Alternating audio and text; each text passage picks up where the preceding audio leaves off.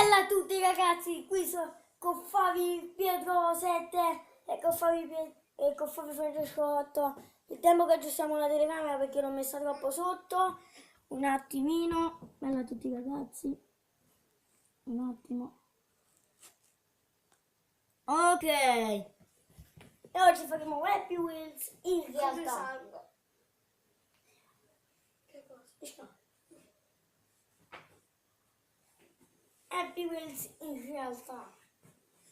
E si inizia con Steve Impossible, Twig e Fritz. Steve, una punna e sono. Nonno Chuck. Tu vedi nonno Chuck, io dicevo, levi da me, Steve. Nonno Chuck, levati da mezzo. Levati nonno Chuck. Devo saltare, madonna, nonno Chuck di merda. Ci riproviamo? Dai, nonno Chuck, levati! Oddio! Nonno Chuck di merda! Nonno Chuck di levi! È la terza volta che mi devi provare! Ok, non ci riusciamo. Ciao! Ora ci puzzini via tutte e due. Vieni una foto? Pure a me, non solo a te.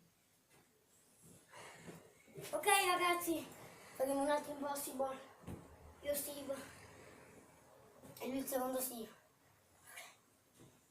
Se lascio la mano anche là, lui farà la femmina e il maschio.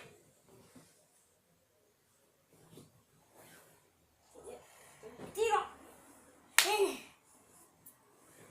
Attenzione, è uscita una cosa pazzesca! Incappa! Oddio che schifo, che esce di merda! Uscì il bambino. Ragazzi! Non ci posso credere! È uscito un... Vaffanculo! Non è mio figlio. Ragazzi, ora faremo un paio di salti. Io sono Steve e lui è Eddie. Steve salta più in alto di Eddie però, giusto?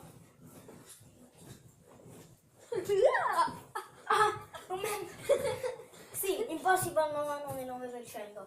Impossible. Ma io ero Steve. Non mi arrendo! Non